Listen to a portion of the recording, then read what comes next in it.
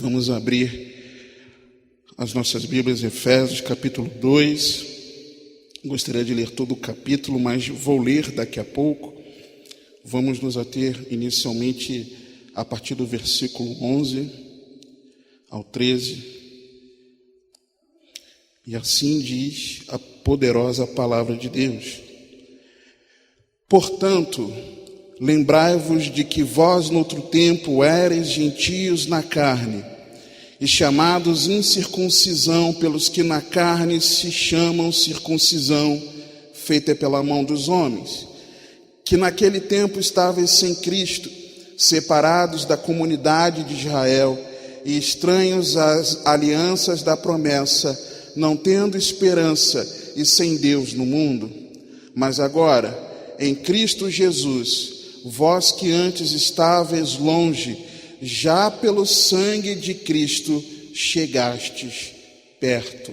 Amém? Só até aí, pode se assentar. Irmãos, algo importante a nós nos atentarmos é que muitas vezes o tempo passa, sejam dias, sejam semanas, sejam meses, quiçá anos. A vida segue nas atividades cotidianas, inclusive as nossas atividades da vida piedosa, as atividades que nós podemos chamar de atividades, entre aspas, religiosas.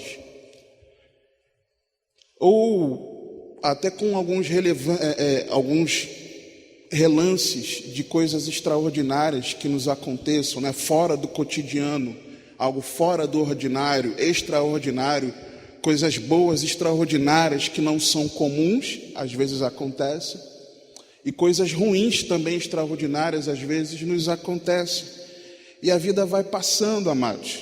Só que talvez sem nós percebermos, nesse de passar do tempo, nós acabamos por, ou até debaixo do nosso olhar conscientemente, nós acabamos por talvez não perceber ou perceber que nós muitas vezes estamos longe de Deus, que muitas vezes os nossos corações estão distantes do nosso Criador.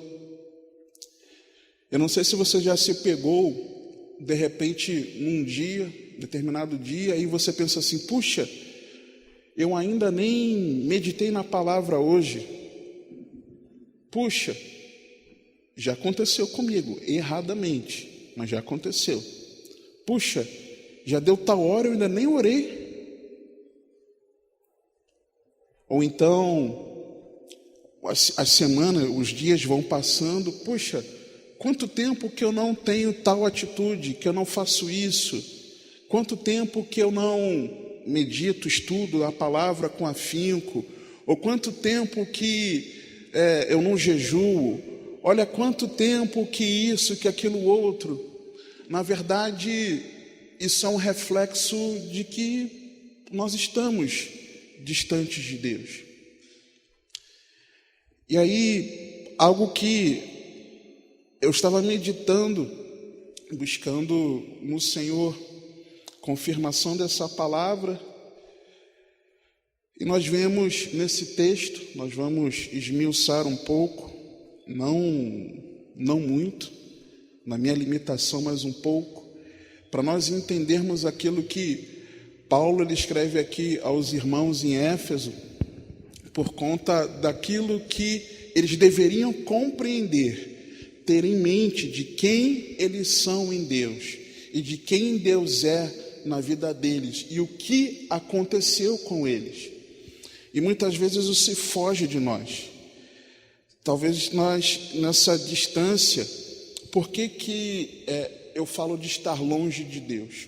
Por exemplo, tem como você dizer que ama alguém à distância, mas tem como você e eu demonstrarmos o nosso amor diariamente para essa pessoa, para esse alguém, sem nós estarmos perto dessa pessoa, é difícil. Não é que nós não amemos, mas nós não conseguimos demonstrar o nosso amor. Não conseguimos demonstrar porque não está havendo relacionamento. Pense em alguém que você, de tempos em tempos, você manda uma mensagem no WhatsApp. De tempos em tempos, uma vez por mês, uma vez por semana, você manda uma mensagem. Mas você não tem a presença dessa pessoa. Vocês dois não estão nesse mesmo recinto há muito tempo. E quando você vai ver, você não sabe de muitos detalhes mais da vida dessa pessoa, e essa pessoa não sabe o que está acontecendo contigo.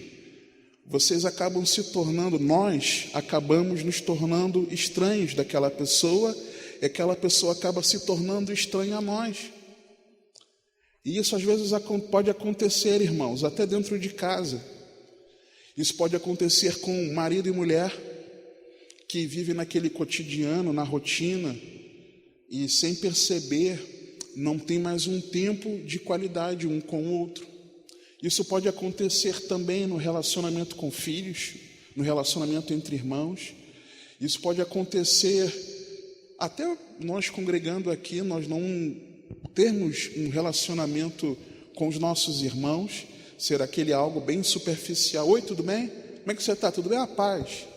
Às vezes aquele irmão é um pouco mais retraído, é um pouco mais calado, aquela irmã, mas às vezes não, mas o relacionamento parece que ficou frio, né? Você entende, né? Quando o relacionamento está frio, você percebe que aquela pessoa está falando com você de forma diferente, indiferente à sua pessoa.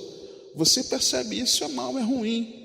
Nós nos sentimos assim e precisamos nos policiar para nós não agirmos assim com as pessoas, de uma maneira geral. Que dirá em relação a Deus? Muitas vezes nós nos acostumamos com as coisas da vida piedosa, da piedade, da vida cristã, da fé cristã, e esse acostumar muitas vezes criam um abismo no relacionamento entre nós e Deus, irmãos. É impressionante isso. Às vezes você se dedica às coisas, algumas coisas que são relativas ao reino de Deus, às coisas de Deus, mas nós não nos dedicamos ao nosso relacionamento pessoal com Deus da obra, com Deus da palavra, com Deus da atividade, com Deus que nos abençoou com a família, que nos abençoou com o trabalho, que nos abençoou com a saúde, que nos abençoou com tantas coisas, mas que acima de tudo, que nos criou e enviou o seu Filho, provando o seu amor quando nós ainda éramos pecadores. E muitas vezes sem nós percebermos, ou até percebemos e não nos importamos. Uma hora eu vou resolver isso. E aquilo fica pendente na nossa vida e nós vamos empurrando com a barriga, irmãos. Na última pregação, há umas 2 semanas, se eu não me engano, quando o Senhor nos falava sobre onde está o nosso perfeito louvor, e o perfeito louvor, dentro daquilo que o Espírito Santo nos ministrou, nós entendemos que parte de uma mente que entende a salvação em Cristo Jesus e que se rende a Cristo. Só que o Senhor, Ele estava me ministrando que é mais do que isso, é mais profundo do que isso. Isso é reflexo de que não está havendo relacionamento, que existe distância entre nós e Deus. Existe esse distanciamento devido ao relacionamento frio, faz com que nós percamos o interesse em Deus e nas coisas dele. Existe a perda de interesse em missões, por exemplo. Quantas vezes você vê um informativo missionário e você não abre o informativo porque você, não vou investir tempo nisso aqui não, tem outras coisas para fazer, e você não lê os relatos do que está acontecendo no campo missionário, e você não se atenta aos pedidos de oração que são feitos ali, por exemplo, você não se importa em orar por aqueles que estão em missões, aqueles que estão trabalhando e por aqueles que estão sendo alcançados, você perde o interesse. Você perde o interesse de colaborar em missões. Você perde o interesse, nós perdemos o interesse no evangelismo pessoal. Nós não importamos mais de compartilhar a nossa fé. Porque se o nosso relacionamento com Deus ele está um relacionamento distante, frio, eu vou falar dessa pessoa para os outros porque eu não estou me relacionando com essa pessoa. Por que eu vou falar dessa pessoa para as pessoas? Eu me lembro uma vez, eu acho que eu estava com o Guilherme nesse dia, nós estávamos evangelizando ali na próxima entrada de Lagoinha, e nós batemos numa casa de festa, se eu não me engano, e nós falamos, olha, meu nome é Guilherme, meu nome é Geraldo, nós estamos aqui hoje compartilhando da palavra de Deus, falando um pouco sobre Jesus Cristo, e aquele homem, ele virou e falou assim, olha, eu não dou meu ouvido a fofoca não, se você veio falar de alguém, eu não estou aqui para ouvir fofoca de ninguém não, lembra disso? Não foi, Guilherme? Olha, irmãos, me subiu uma ira naquela hora, eu acho que eu só me segurei porque eu estava do lado do Guilherme, mas você perde o interesse de fazer uma fofoca sobre Jesus, ele não é mais teu amigo, não tem relacionamento com ele, por que você vai falar dele? Pensa num pai, tem seus filhos, nenhum filho é perfeito, mas nós enxergamos as qualidades dos nossos filhos e falamos bem dos nossos filhos, os feitos dos nossos filhos para as outras pessoas. Falamos da nossa esposa, as esposas falam do marido. Só é bom não fazer muita propaganda, né? Tem gente que, infelizmente, mas você elogia, você fala das qualidades, fala de como é que está. Quando você tem uma amizade no trabalho, você fala daquele seu colega, chega em casa falando de como foi, aquilo que aquele colega contou naquele dia, sobre o que vocês conversaram. Você tem interesse em compartilhar sobre aquela pessoa porque está tendo um relacionamento. Mas quando nós não queremos mais compartilhar o evangelho, no nosso evangelismo pessoal, irmãos, é sinal de que nós perdemos o interesse pela pessoa sobre a qual nós deveríamos estar falando. Às vezes a perda do interesse é no serviço, na obra de Deus. Nós nos tornamos preguiçosos para trabalhar no reino, naquilo que Deus nos chamou, e deixamos de cumprir o nosso chamado naquilo, da forma como Deus nos chamou. Nós passamos a não exercer mais o nosso ministério em excelência, mas passamos a exercer nosso ministério de forma indolente, de forma negligente, de forma displicente, quando não queremos fazer nada. Isso é um reflexo, irmãos, de que nós estamos longe de Deus.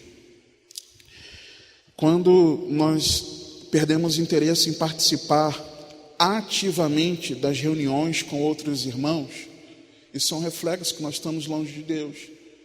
Você não quer congregar, você não quer participar dos cultos, dos encontros, você não quer participar das atividades ativamente. Uma coisa é a pessoa que nem vem ou não vai. Outra coisa é aquela pessoa que vai e é como se não tivesse aí. É melhor que não tivesse ali naquele momento, de corpo, porque a alma não está presente. Existe a perda de interesse na vida de oração. Essa aí é uma talvez a primeira que é mais prejudicada. As nossas orações são orações frias, distantes, orações assim, insossas, não são fervorosas. O nosso tempo de oração, ele é bem resumido. motivos de oração são bem ali poucos. Nós perdemos o interesse no jejum. Mas para quê? Para que eu vou agradar ao Senhor através do meu jejum se eu estou perdendo o interesse por Ele? Há perda de interesse também no louvor. Sobre isso já vimos bastante há umas 2 semanas. A perda de interesse na leitura e na meditação da palavra. Seguir o plano de leitura, você não sabe nem, você nem se digna a abrir o plano de leitura para saber qual é a leitura do dia, que dirá você de fato ler.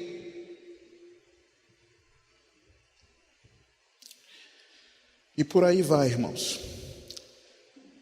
Como consequência de o nosso coração ele estar mais no terreno e não nas coisas celestiais, você sabe o que acontece? Os pecados afloram, irmãos. Os outros pecados afloram como consequência do pecado de estar longe de Deus. Você está entendendo isso? É consequência. E o autor Paulo, ele nos escreve aqui algo interessante a respeito disso.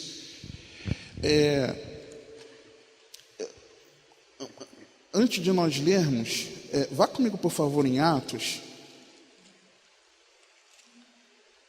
O Senhor está me fazendo ler com você Atos, capítulo 16.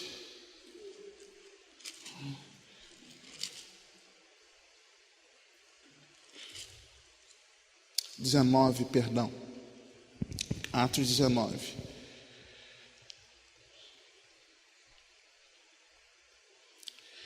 Para nós vermos um pouco daquilo que era quando Paulo chegou a Éfeso. Essa carta, uma carta à igreja em Éfeso. Atos 19, versículo 1, a palavra de Deus diz assim: E sucedeu que enquanto Apolo estava em Corinto, Paulo, tendo passado por todas as regiões superiores, chegou a Éfeso, e achando ali alguns discípulos, disse-lhes: Recebeste vós já o Espírito Santo quando crestes? E eles disseram-lhe: Nós nem ainda ouvimos que haja Espírito Santo. Perguntou-lhes então: Em que sois batizados então? E eles disseram: No batismo de João. Mas Paulo disse: Certamente João batizou com batismo de arrependimento, dizendo ao povo que cresce no que após ele havia de vir, isto é, em Jesus Cristo. E os que ouviram foram batizados em nome do Senhor Jesus. E impondo-lhes Paulo as mãos, veio sobre eles o Espírito Santo, e falavam línguas e profetizavam. E estes eram ao todo uns 12 homens, no início. Então você vê que a experiência de Paulo com aquela igreja, com aqueles irmãos em Éfeso, já foi uma experiência do sobrenatural, da presença ativa de Deus por meio do seu Espírito.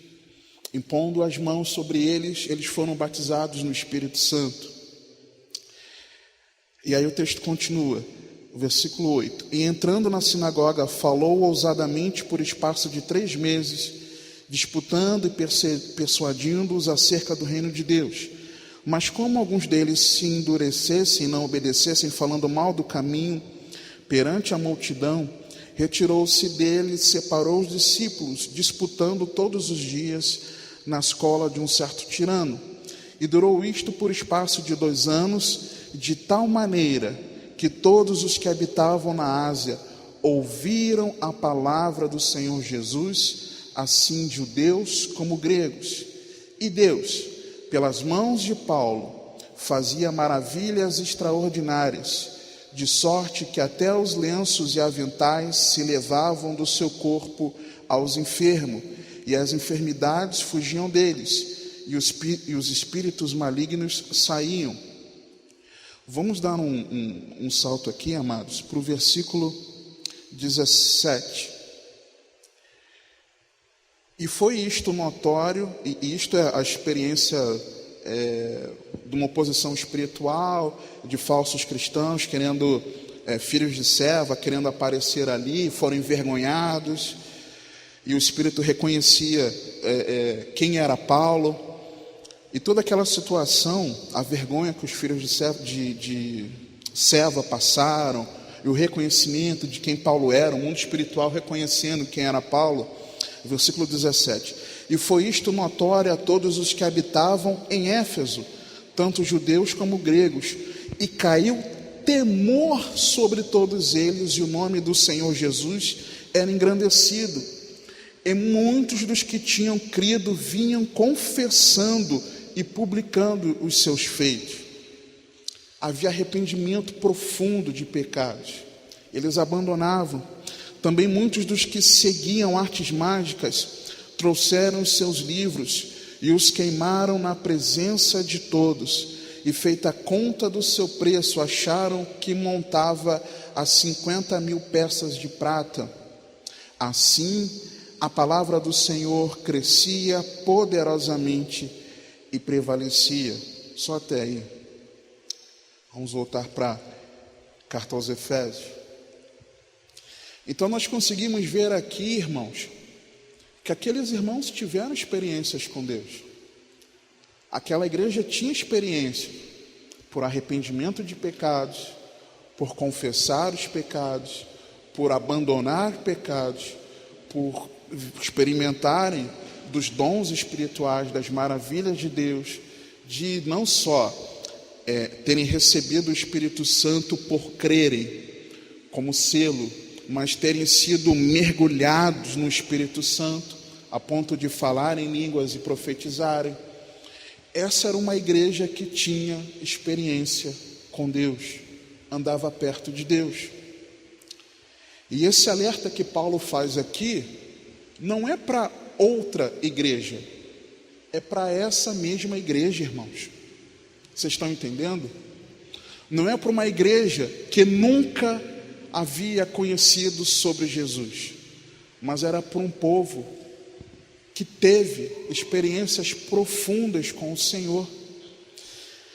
E aí, irmãos, voltando para o texto aqui, versículo 11, Efésios 2: portanto, lembrai-vos de que vós, noutro tempo, erais gentios na carne, e chamados incircuncisão pelos que na carne se chamam circuncisão feita pela mão dos homens, que naquele tempo estavais sem Cristo, separados da comunidade de Israel, e estranhos às alianças da promessa, não tendo esperança em Deus no mundo.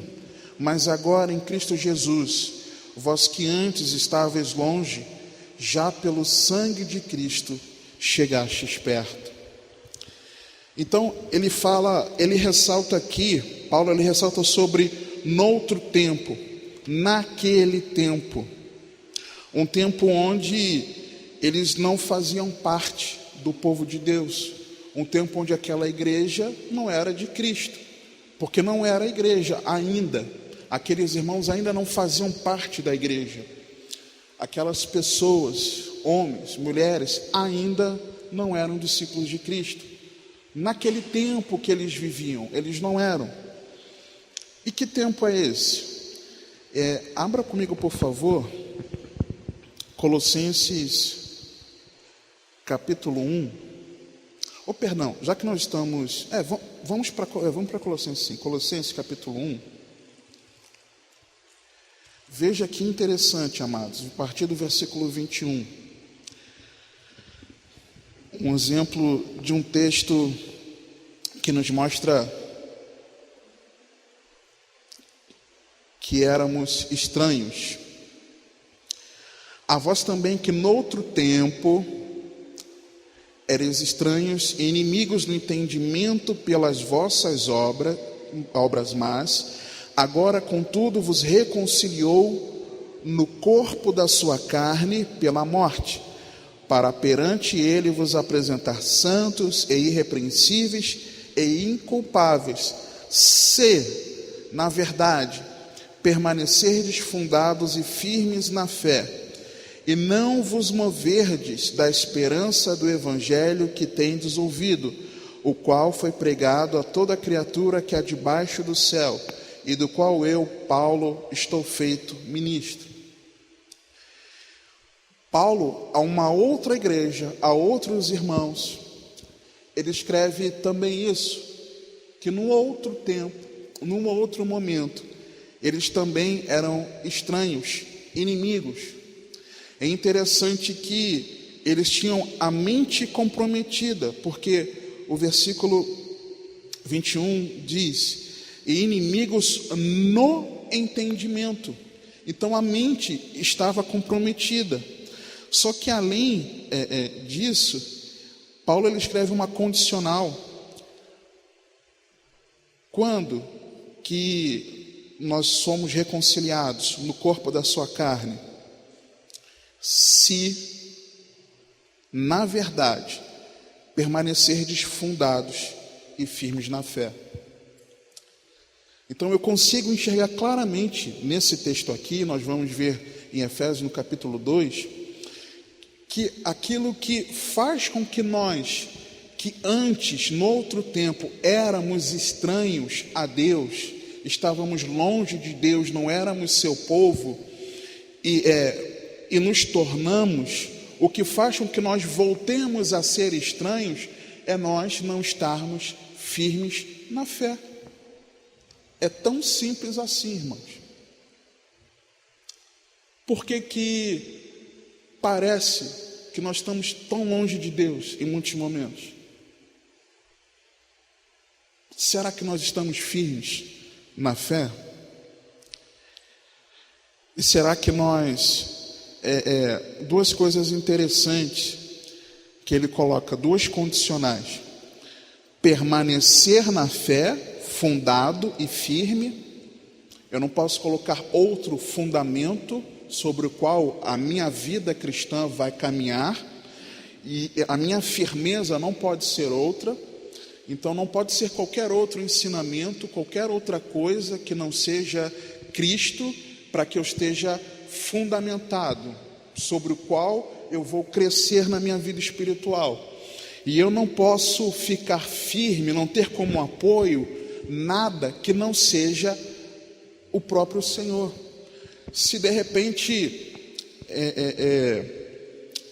o meu pastor, a minha igreja, a minha família, o meu tempo de caminhada, o meu ministério, o meu isso, o meu aquilo outro, se qualquer coisa for o que eu use para que eu esteja firme, na verdade, eu não estou permanecendo na fé. E talvez seja exatamente isso a razão pela qual você está a quilômetros de distância de Deus. Só que essa é uma condicional. Qual é a segunda condicional que Paulo escreve aqui? E não vos moverdes da esperança do evangelho. Aqui mesmo nesse capítulo 1, no versículo 27, nós vemos que a esperança da glória é Cristo em nós. Cristo em vós, esperança da glória. Parte final do versículo 27. Então, se eu me movi dessa esperança, eu também posso me distanciar de Deus. Por exemplo, eu não aguardo esperançosamente a vinda de Cristo. Os sinais tantos estão aí, mas nós não nos atentamos, e nós esperamos, nós desejamos que tudo que tem acontecido no mundo, tudo que tem acontecido na presente situação sanitária, nós achamos que tudo deve voltar à normalidade do que era antes, porque assim nós queremos, para continuar levando a nossa vida da mesma forma. Mas nós ignoramos todos os sinais que Deus tem dado nesse mundo que jaz no maligno, de que Jesus está às portas, irmãos.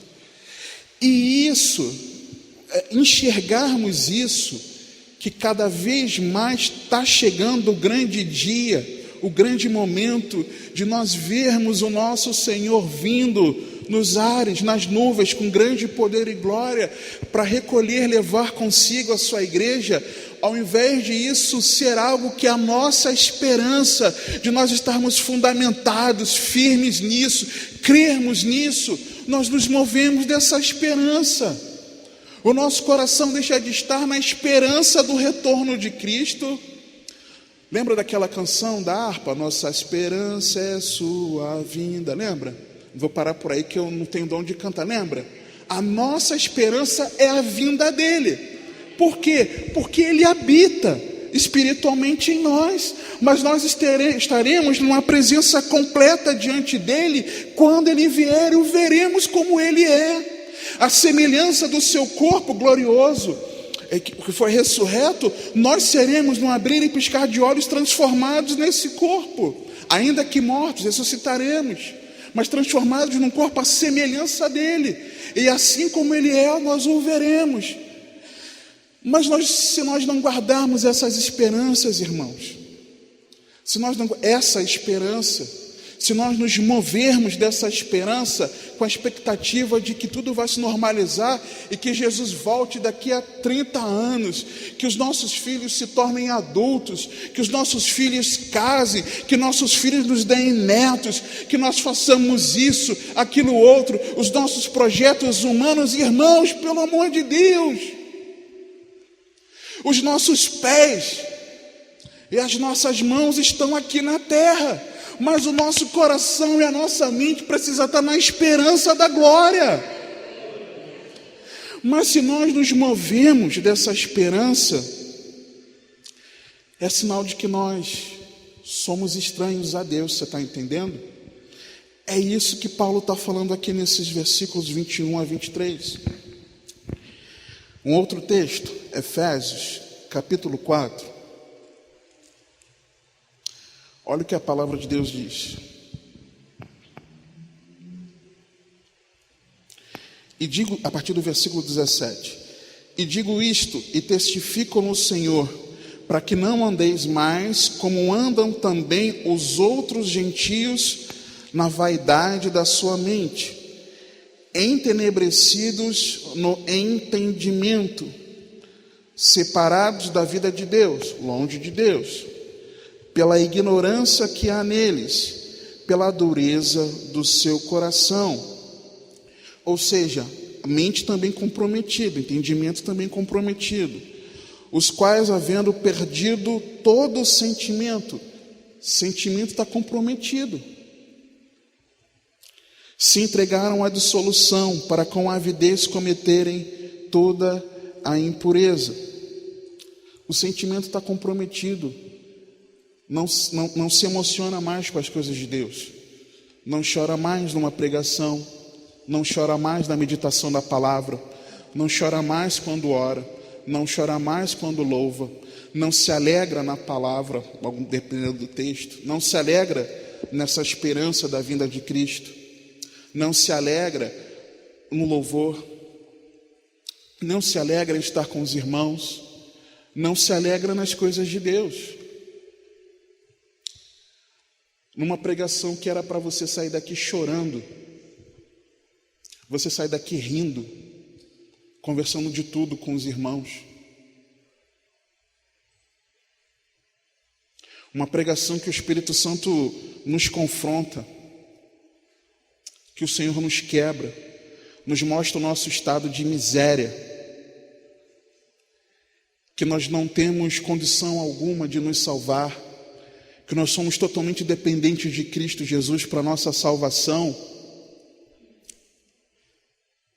Você muitas vezes sai daqui depois da bênção apostólica, ou antes até da bênção apostólica, você já está gargalhando, já está brincando, já está fazendo galhofa, e parece que a palavra de Deus, enviada pelo seu Espírito para as nossas vidas, para nós não é nada, porque ao invés daquilo nos machucar e produzir tristeza em nós, mostrando que nós precisamos nos arrepender, para nós não é nada.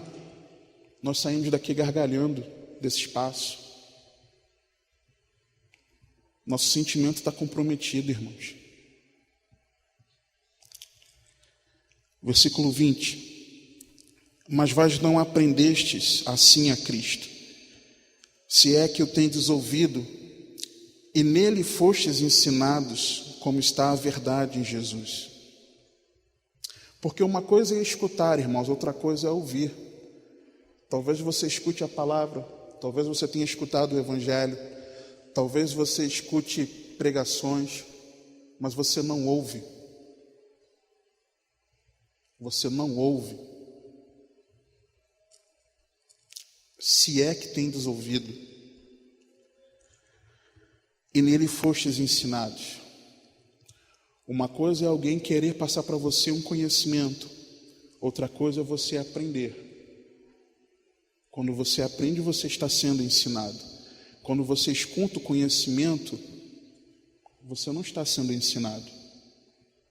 Se é que nele fostes ensinados, como está a verdade de Jesus. Que quanto ao trato passado, lembra? No outro tempo, naquele tempo, vos despojeis do velho homem, que se corrompe pelas concupiscências do engano, e vos renoveis no espírito da vossa mente, e vos revistais do novo homem, que segundo Deus é criado em verdadeira justiça e santidade. A prática do que é certo e se afastar do pecado. E é isso que acontece, irmãos. Nós vivemos como se ainda estivéssemos noutro tempo. E interessante que essas características que eu citei aqui, da mente comprometida, sentimentos, tudo isso são características de alguém que está morto. Mas no versículo 12, Paulo ele diz o seguinte, de Efésios capítulo 2, que naquele tempo estavais sem Cristo, separados da comunidade de Israel, e estranhas às alianças da promessa, não tendo esperança e sem Deus no mundo. Naquele tempo, nós andávamos assim. Mas o versículo 13 diz: mas agora em Cristo, em oposição àquele tempo antigo, vós que antes estáveis longe, pelo sangue de Cristo chegastes perto. Ou seja, nós fomos aproximados, reconciliados com Deus, nos aproximamos a Ele pelo sacrifício de Cristo na cruz do Calvário. Mas agora em Cristo nós estamos perto, em oposição. E olha que interessante, que isso é uma verdade, que quando nós estamos em Cristo, de fato, tudo isso que, esses quatro pontos que Paulo pontuou aqui, separados da comunidade de Israel, estranho às alianças da promessa, sem esperança e sem Deus no mundo, nós vemos que quando nós estamos em Cristo, tudo isso é anulado. Por exemplo, abra por favor 1 Pedro capítulo 2, versículo 9. Nós vamos ver que antes nós não fazíamos parte da comunidade de Israel.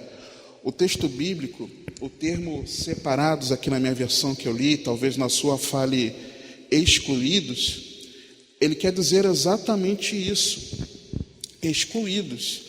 Não é só que você não faz parte porque você está distante, mas você não faz parte porque você é excluído, aquilo não é seu, não é do seu meio.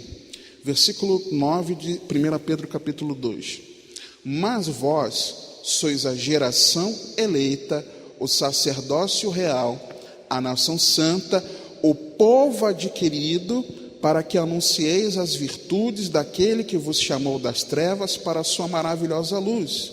Vós que em outro tempo não erais povo, mas agora povo de Deus, que não tinhais alcançado misericórdia, mas agora alcançastes misericórdia. Em Cristo, nós nos tornamos parte dessa comunidade. Naquele outro tempo, nós não fazíamos parte da comunidade de Israel.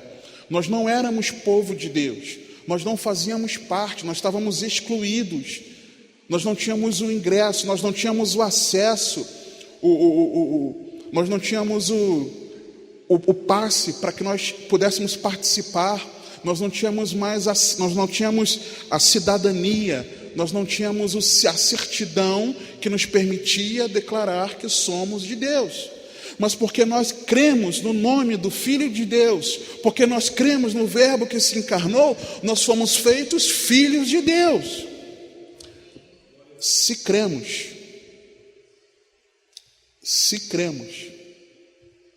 mas será que nós cremos? É interessante que esse termo aqui, comunidade, ele aponta exatamente para algo que é uma cidadania. Um cidadão, ele tem seus direitos e tem suas obrigações. Nós recebemos o direito de herdar a vida eterna. Nós recebemos o direito de sermos chamados filhos de Deus, de chamar Deus de Pai.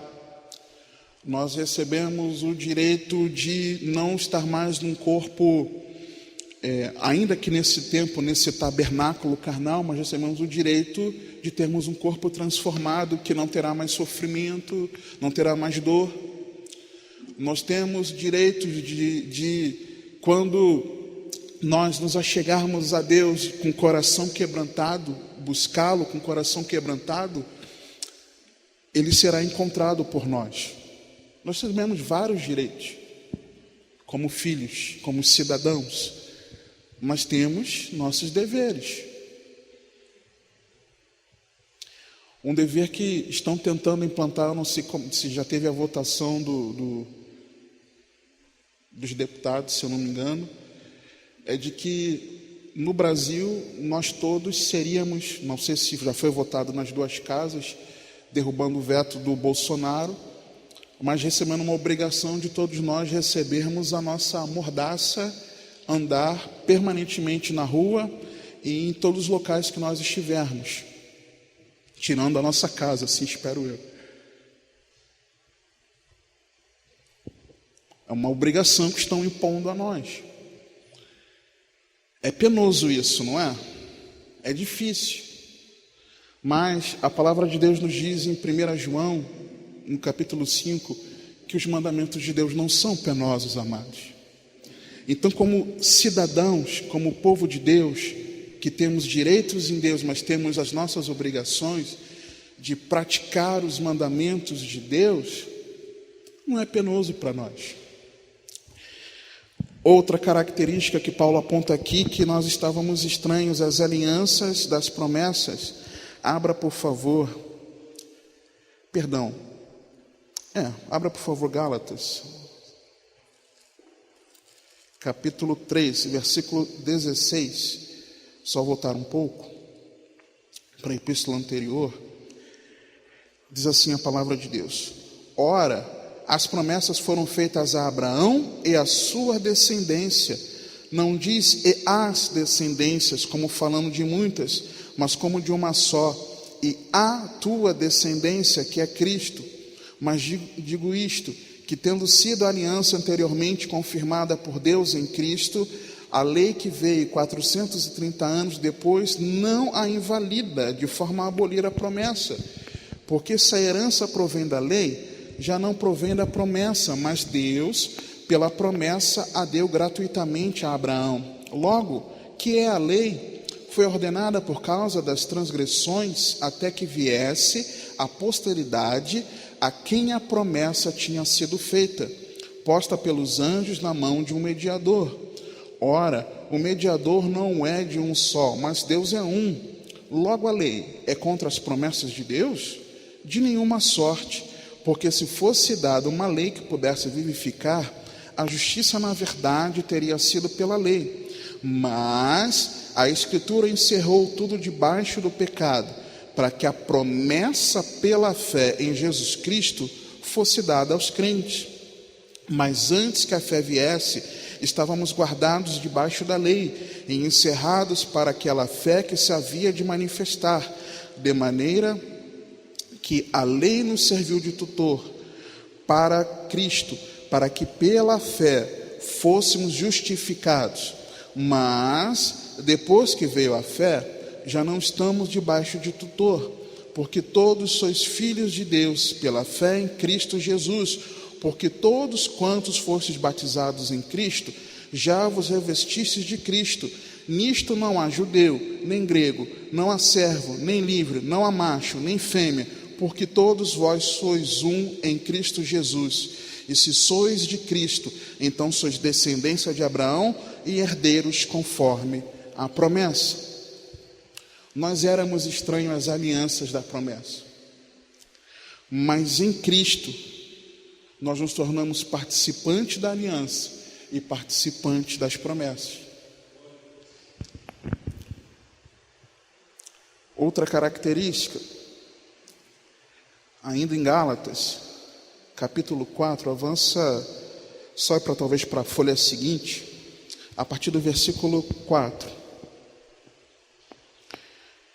Mas vindo a plenitude dos tempos, Deus enviou o seu Filho, nascido de mulher, nascido sob a lei, para remir os que estavam debaixo da lei, a fim de recebermos a adoção de filhos.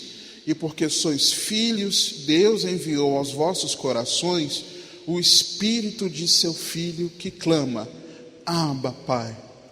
Assim que já não és mais servo, mas filho, e se és filho, és também herdeiro de Deus por Cristo. Mas quando não conhecias a Deus, servia aos que por natureza não são deuses. Mas agora, conhecendo a Deus, ou antes, sendo conhecidos por Deus, como tornais outra vez a esses rudimentos fracos e pobres, aos quais de novo quereis servir? Então nós vemos aí que antes nós não tínhamos Deus, mas por conta da remissão dos nossos pecados em Cristo Jesus, nós passamos a ter Deus na nossa vida. Passamos a ter um Deus, o Deus único e verdadeiro, e nos tornarmos seus filhos, o conhecendo, e mais do que isso, sendo conhecido dele. Mas isso era no outro tempo, nós não tínhamos Deus.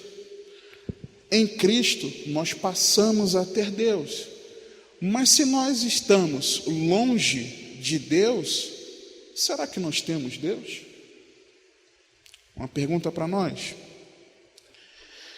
E uma última característica, que na verdade é penúltima, mas eu deixei como última para nós avançarmos para 1 Pedro novamente, capítulo 1, versículo 3, é de que antes, no outro tempo, nós não tínhamos esperança, mas agora, olha o que diz a palavra de Deus: bendito seja o Deus e Pai de nosso Senhor Jesus Cristo, que segundo a sua grande misericórdia, nos gerou de novo para uma morta esperança. Não, viva esperança. Então ela se alegra, ela se entristece, ela pensa, ela se dedica, ela se esforça, ela não é indolente. Pela ressurreição de Jesus Cristo dentre os mortos. É por Cristo que nós passamos a ter essa viva esperança. É pela nossa fé em Jesus Cristo que Deus nos gerou para essa viva esperança. Então, se antes nós não tínhamos essa esperança, quando não éramos do povo de Deus, hoje nós temos. Quando nós éramos estranhos, estrangeiros, hoje não, hoje nós temos. Então, voltando para Efésios, capítulo 2. Naquele tempo, versículo 12, estavais sem Cristo, separados da comunidade de Israel. Agora nós somos nação santa, sacerdócio real, povo de propriedade exclusiva. Nós éramos estranhos às alianças, mas por Cristo nós fazemos parte da aliança, recebendo a promessa. Nós não tínhamos esperança, mas em Cristo nós fomos gerados por uma viva esperança. Sem Cristo, nós não tínhamos Deus nesse mundo, mas em Cristo nós fomos feitos filhos de Deus, amados. Será que você consegue compreender um pouco de parecer que às vezes, ou muitas vezes, você está longe de Deus? Será que eu estou começando a perceber isso? Só que, irmãos, algo interessante que Paulo ele escreve na primeira palavra que nós lemos, no capítulo 2, versículo 11. Portanto, é por isso que, por algo que ele falou antes. E o que Paulo falou antes? Capítulo 2, versículo 1. Dos versículos 1 a 10, nós vemos uma oposição muito clara. Do 1 ao 3, nós vemos a velha vida de pecado. Dos versículos 4 a 10, nós vemos a nova vida em Cristo. Dos versículos 1 a 3, nós vemos o que era. Dos versículos 4 a 6 e de 8 a 10, nós vemos o que é nesse momento, a nossa vida. E no versículo 7 e também no versículo 10, nós vemos o que será. Mas vamos ler? Diz assim a palavra de Deus: E vos vivificou, estando vós mortos em ofensas e pecados. Em outro tempo andaste segundo o curso deste mundo, segundo o príncipe das potestades do ar, do espírito que agora opera nos filhos da desobediência, entre os quais todos nós também antes andávamos nos desejos da nossa carne, fazendo a vontade da carne e dos pensamentos, e éramos, por natureza, filhos da ira, como os outros também. Nesses 3 versículos, nós conseguimos enxergar pelo menos eu consigo enxergar 5 características de alguém que características da velha vida de pecado. Primeira delas, no versículo 1, estando mortos em ofensas e pecados. Talvez na sua versão não esteja ofensas, talvez esteja algum outro termo que pode ser diferente, mas quer dizer isso.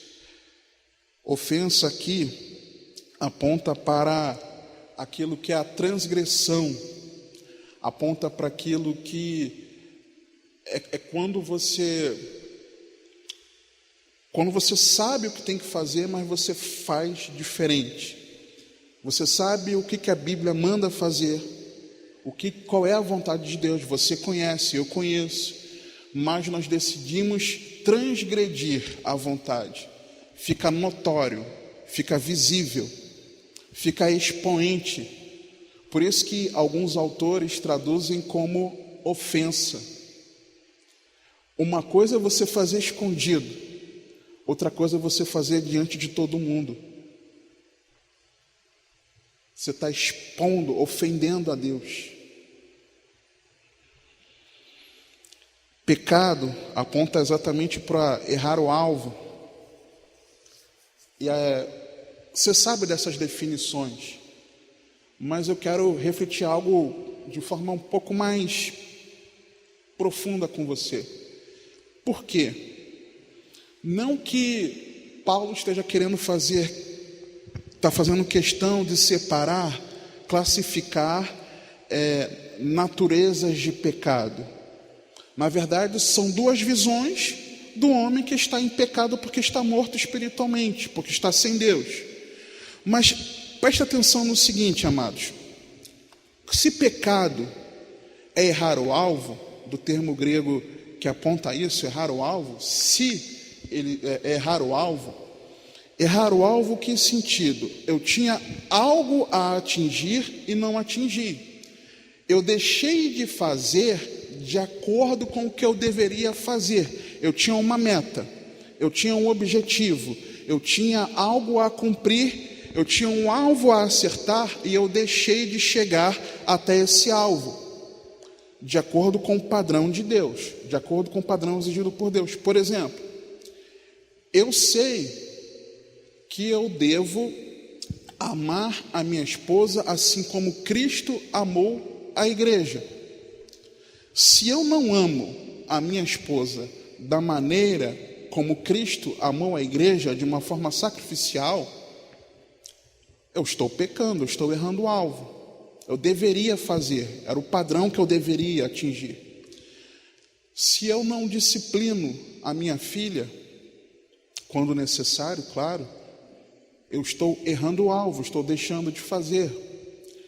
Se eu não faço qualquer coisa no meu serviço de forma preguiçosa, porque o chefe não está vendo, por exemplo, hoje eu não tenho chefe, mas alguém cristão tendo chefe, não faz, porque não está vendo, e você está deixando de fazer aquilo que era o esperado, você não está atingindo o alvo, você está pecando também.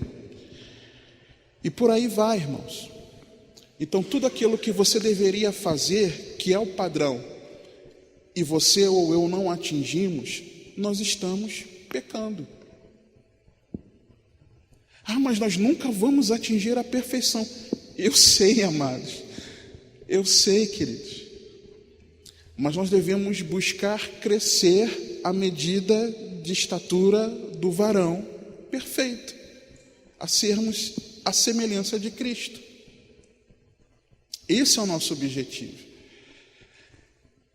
Então, na verdade, não é que a pessoa, por conta das suas transgressões, dos seus delitos, outro termo também, né, para ofensas, no versículo 1, delitos e pecados, é que é por conta disso que a pessoa está morta. Não, é porque a pessoa está morta, é que ela está mergulhada nesses pecados. O pecado de não reconhecer a Deus faz com que ela não tenha o Espírito Santo. Não tendo o Espírito Santo, ela comete toda sorte de pecados. Você está entendendo? Então, a característica de quem está longe de Deus, uma das características dessa velha vida, é porque você está morto, ou eu, morto. Uma segunda característica, versículo 2, sobre o outro tempo, andaste segundo o curso deste mundo, andava de acordo com o mundo, andava segundo o padrão que o mundo estabeleceu. Mas todo mundo faz isso, eu vou fazer também. Lembra aquela bronca da mamãe ou da vovó? Você não é todo mundo. Lembra disso? Nós não somos todo mundo. Nós somos de Deus, irmãos. Nós não podemos andar conforme o curso desse mundo. Nós não podemos tomar a forma, nos conformar com esse presente século, mas nós precisamos nos transformar pela renovação da nossa mente, metanoia. E isso aponta diretamente para arrependimento. Nós não podemos andar assim. Terceira, segundo o príncipe das potestades do ar, do espírito que agora opera nos filhos da desobediência, de acordo com Satanás. Sim, nós somos sem Cristo, sem o Espírito Santo, nós somos influenciados por espíritos malignos, sim. E presta atenção na sua vida. Se você não anda, eu nunca me esqueço de uma pregação do pastor Alan, não lembro se foi ano passado, um ano retrasado, sobre um endemoniado gadareno, em que ele pontuou ali, se eu não me engano, 7 características daquele endemoniado gadareno, que se nós olharmos para as nossas vidas, talvez algumas ou muitas daquelas características nós praticamos. Não sei se você se lembra dessa pregação. E isso são características de demônios. Será que as nossas mentes não têm sido influenciadas por demônios? Por aquilo que os demônios fazem, agem, e nós nos alimentamos? Será que nós não temos sido influenciados? Será que aquela prática que você tanto abomina, mas você não tem força para abandonar, será que você não consegue enxergar que tem demônio te aprisionando nisso? Será que você não consegue enxergar que você precisa trocar o governo da sua vida, se rendendo por completo a Cristo, se arrependendo? Uma outra característica, andando no desejo da carne também, versículo 3 na parte A, entre os quais todos nós também andávamos nos desejos da nossa carne, fazendo a vontade da carne e dos pensamentos. Então você ou eu, muitas vezes, se não vigiarmos, andamos conforme o mundo, o padrão do mundo, andamos conforme a influência de Satanás e seus demônios, ou da nossa própria natureza carnal, da nossa carne, fazendo a vontade da carne e dos pensamentos. E uma quinta característica, éramos por natureza filhos, na parte B do versículo 3, e éramos por natureza filhos da ira, como os outros também. Por natureza, por consequência, por resultado da vida que levávamos ou temos levado, nós fomos gerados para a ira, filhos da ira. Ou seja, sobre nós permanece a ira de Deus, se nós não estamos em Cristo. Só que eu vejo também características da nova vida em Cristo. Versículo 4. Sempre tem Deus na história, irmãos, isso é maravilhoso. Mas Deus, que é riquíssimo em misericórdia, pelo seu muito amor com que nos amou, estando nós ainda mortos em nossas ofensas, nos vivificou juntamente com Cristo, pela graça sois salvos. Então houve a interferência de Deus na história. Deus interveio na história e enviou o seu Filho para morrer por mim e por você. Há interferência de Deus na história individual da vida de cada um de nós, quando Ele envia palavras para nos mexer, para falar conosco, para nos mostrar onde temos errado, para nos mostrar o que é o Evangelho. Deus, Ele interferiu na história do mundo enviando Jesus, mas Deus interfere na minha e na tua história individual, quando nós recebemos a palavra, quando nós recebemos o Evangelho, quando Deus se faz brilhar sobre nós a luz do Evangelho. Então nós vemos que há a interferência de Deus. Louvado seja Deus por isso, a poderosa interferência de Deus. Se antes nós andávamos mergulhados no pecado, debaixo de influência de Satanás e seus demônios, do maligno e seus demônios, influência da carne, influência do mundo, Deus entrou na nossa história, irmãos. Foi por Deus. Deus nos atraiu a Ele. Deus nos amou primeiro. Deus interviu na minha e na sua vida. Versículo 6. E nos ressuscitou juntamente com Ele e nos fez assentar nos lugares celestiais em Cristo Jesus. Uma segunda característica que eu vejo de quem está em Cristo é porque foi ressuscitado. Houve ressurreição. Se nós estávamos mortos, se nós éramos inertes, não tinha vida em nós, pelo poder de Cristo, pela palavra implantada em nós, quando nós abrimos o nosso coração para a palavra de Deus, nós fomos então ressurretos pelo poder que há em Deus, juntamente com Cristo. E não dá para esmiuçar mais, irmãos, é maravilhoso, porque a construção em grego aqui, tanto do versículo 5 quanto do versículo 6, quando aqui para nós está traduzido assim: nos vivificou juntamente com Cristo, e no 6, e nos ressuscitou juntamente com Ele. O juntamente é porque o verbo tem uma construção que tem um prefixo, sim, que quer dizer juntamente. Paulo propositalmente escreveu um verbo que denota que não foi sozinho que fomos vivificados e ressurretos, mas quando Jesus ressuscitou pelo poder do Espírito Santo ao terceiro dia, nós também ressuscitamos com Ele. Romanos capítulo 6 nos mostra isso. Então nós já ressuscitamos com Cristo. E uma outra característica, continuando o texto aqui, para mostrar nos séculos vindouros as abundantes riquezas da sua graça, pela sua benignidade para conosco em Cristo Jesus, porque pela graça sois salvos, por meio da fé. Isto não vem de vós, é dom de Deus, não vem das obras, para que ninguém se glorie, porque somos feitura sua, criados em Cristo Jesus, para as boas obras, as quais Deus preparou para que andássemos nela. A terceira característica da nova vida em Cristo, a primeira, é que Deus entrou na história. A segunda é que nós fomos ressuscitados. Não foi com jeitinho. Não era que nós estávamos doentes e nós recebemos uma cura e permanecemos com outras enfermidades. Não, nós estávamos mortos e totalmente sem vida. Nós recebemos vida novamente. E a terceira característica, que é em Cristo, é por Cristo e para Cristo, irmãos. É por Jesus. Nós precisamos de fato estar em Cristo.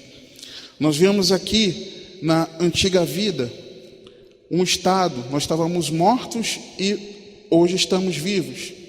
As nossas ações eram pelo mundo, andávamos segundo o curso do mundo, andávamos segundo o príncipe das potestades do ar e andávamos segundo a carne. As nossas ações eram assim.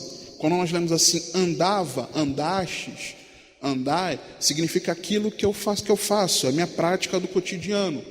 Mas aqui, no versículo 10, nós vemos que nós fomos criados em Cristo para as boas obras. Em oposição àquilo que fazíamos, hoje nós fazemos as boas obras.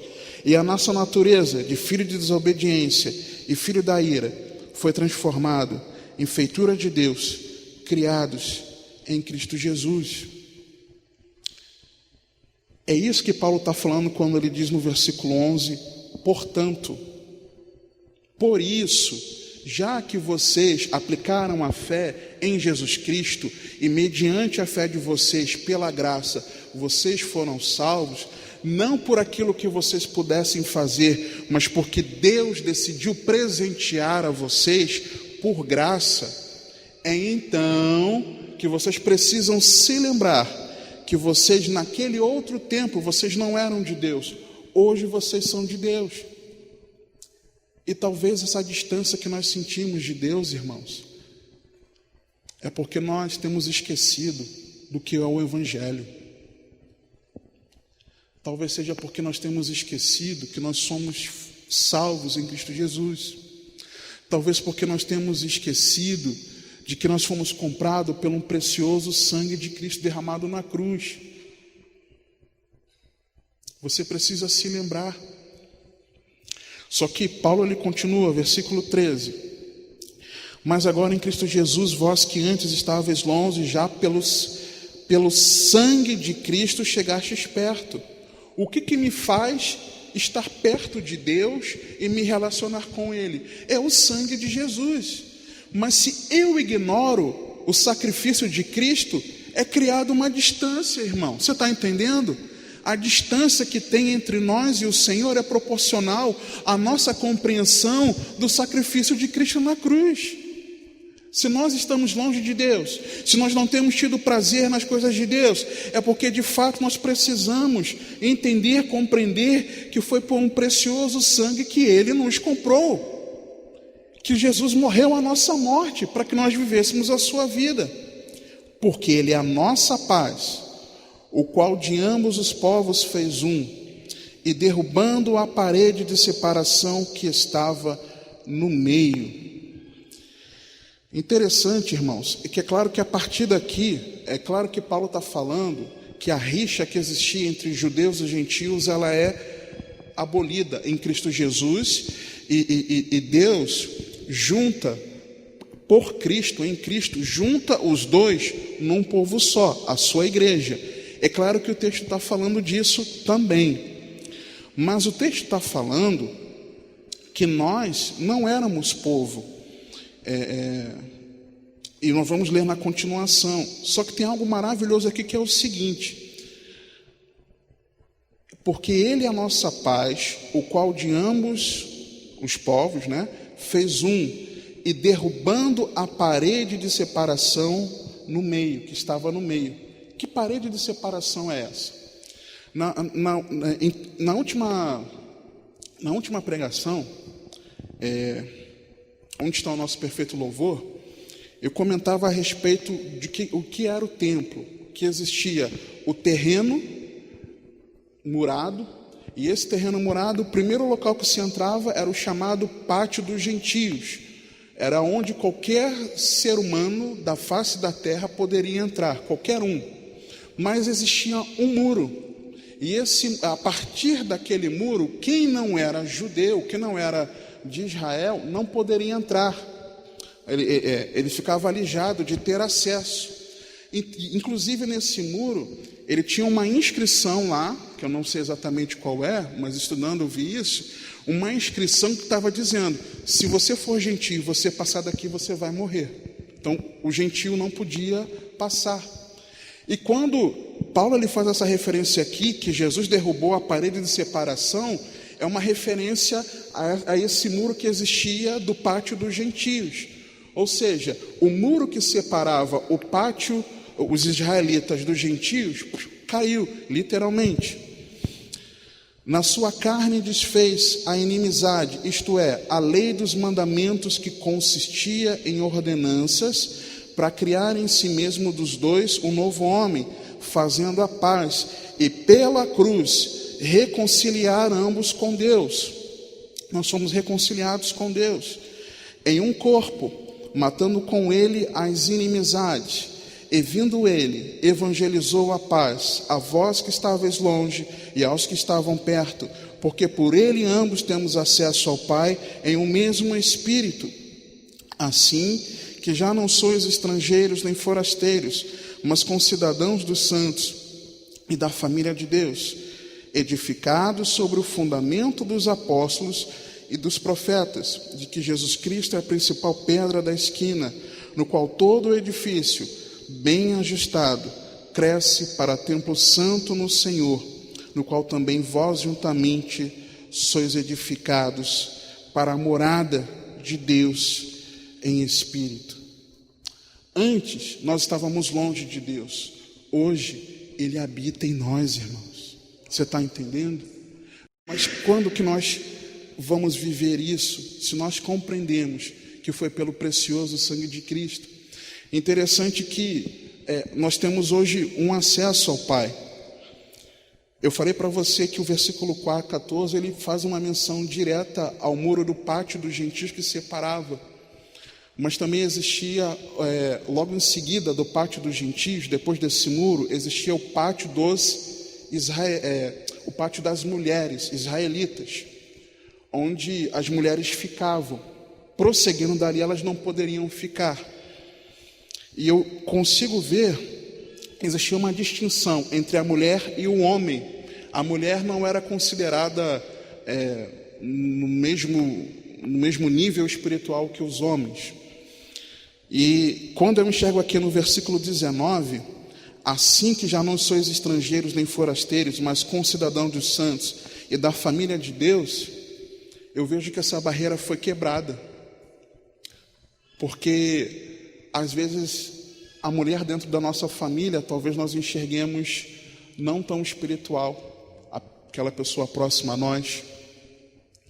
Talvez muitos homens, aqueles que se achegaram a Cristo, pensam que tem uma proeminência na sua vida espiritual, ou que as suas esposas, ou as mulheres de uma forma geral, não só as esposas, mas as mulheres de uma forma geral não são espirituais. Aqueles que rejeitam da mulher atuante na obra de Deus. Não estou falando de pastorear uma congregação, mas uma mulher atuante na obra de Deus, rejeito. O lugar de mulher, é reservado para determinadas coisas, o pensamento de alguns. Quando eu vejo também, depois desse pátio das mulheres, existia um outro muro, que era o pátio onde os homens israelitas ficavam. E depois desse pátio dos homens israelitas, existia um outro muro que dava acesso ao pátio dos sacerdotes, onde só os sacerdotes iam, ou quem ia naquele momento sacrificar, e a partir dali acesso ao templo.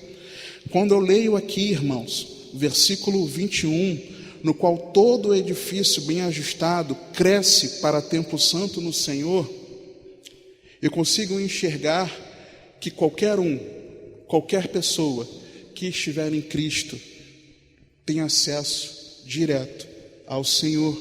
Não apenas pode chegar ao templo, mas ele, juntamente com os irmãos, se tornaram uma nova criação, e como nova criação estão sendo edificados, crescendo como templo para o Senhor. Não existe mais essa separação. Mas será que nós vamos permanecer longe de Deus, distantes de Deus? Será que no outro tempo é algo que ficou no passado, e por ter ficado no passado, nós queremos retornar para esse tempo antigo e nos esquecemos de tudo que tem acontecido? Agora, o que fazer, irmãos? O que fazer? Como nos aproximarmos de Deus? Como nos aproximarmos de Deus? Versículo 11. Portanto, lembrai-vos. Se lembre de que você foi resgatado em Cristo Jesus.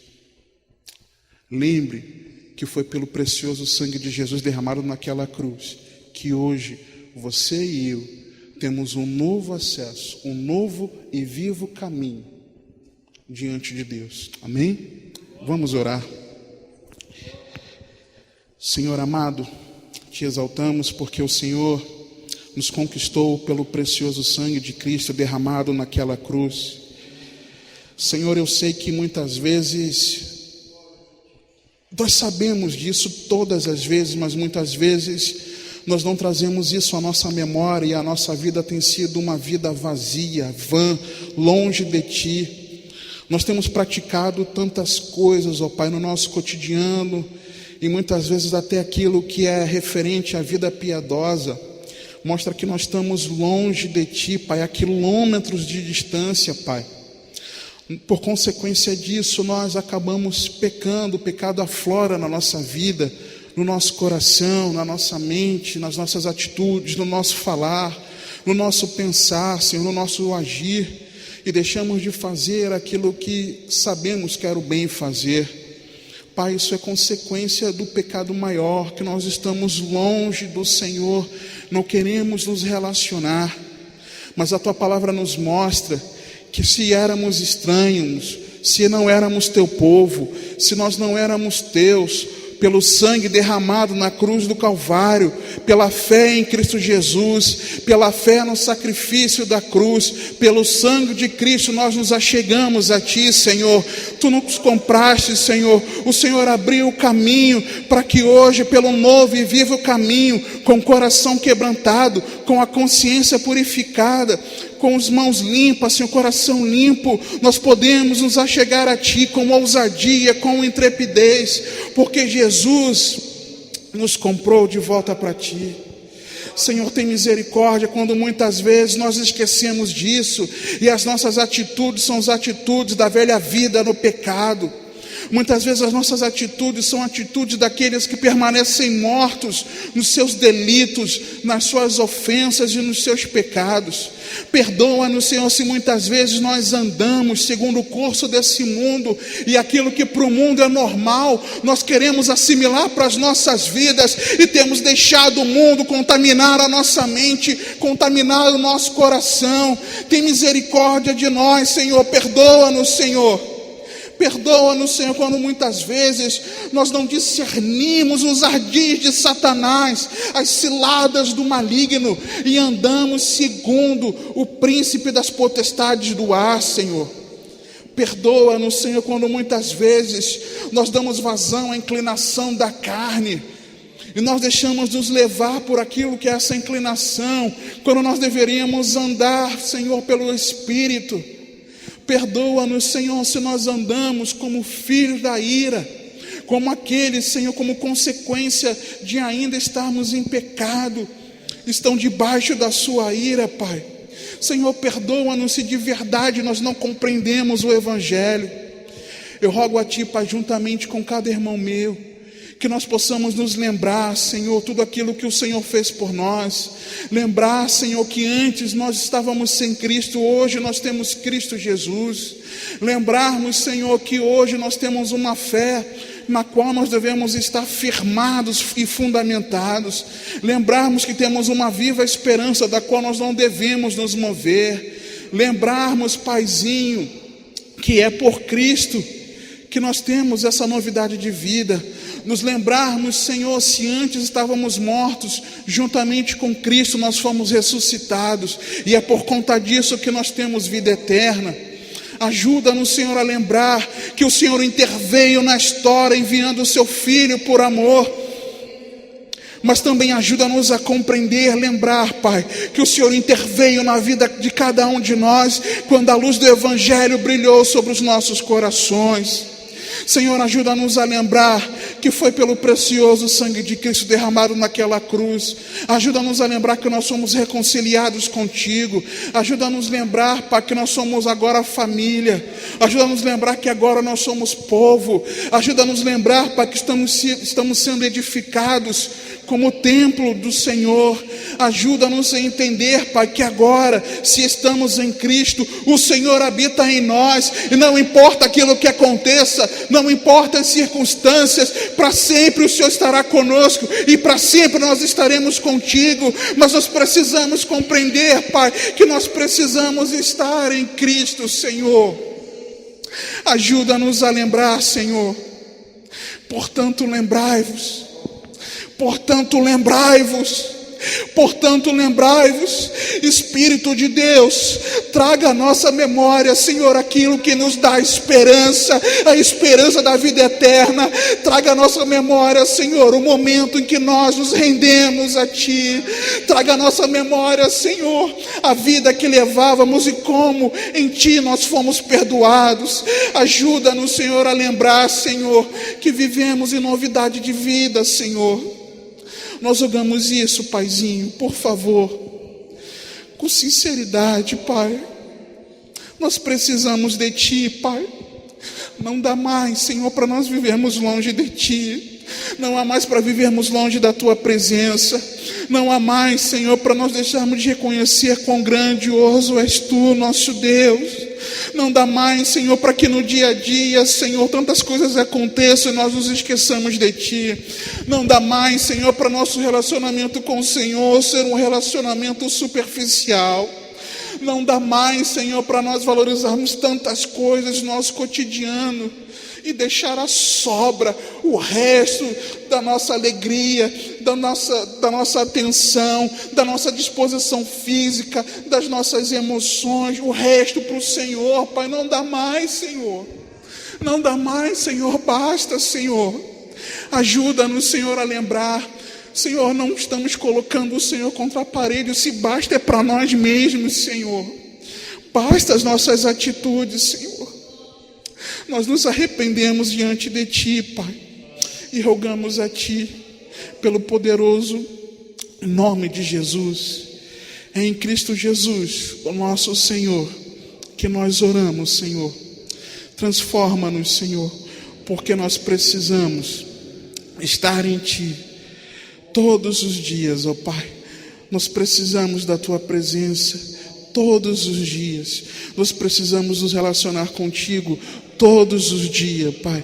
Nós precisamos conhecer e sermos conhecidos de Ti todos os dias, Senhor. É em Jesus que nós oramos, o Teu Filho amado, o nosso Senhor e Salvador. Amém, Senhor. Glória a Deus.